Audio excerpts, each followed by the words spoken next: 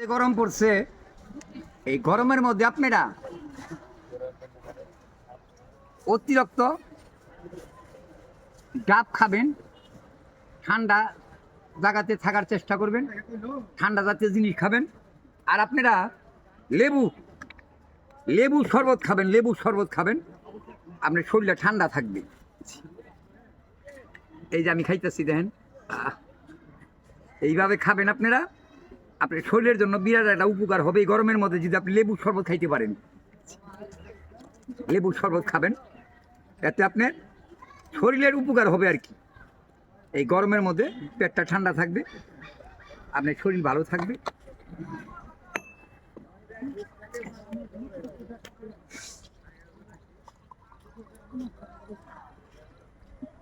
এইভাবে খাবেন লেবু শরবত, তাহলে আপনি ভিতরটা ঠান্ডা থাকবে।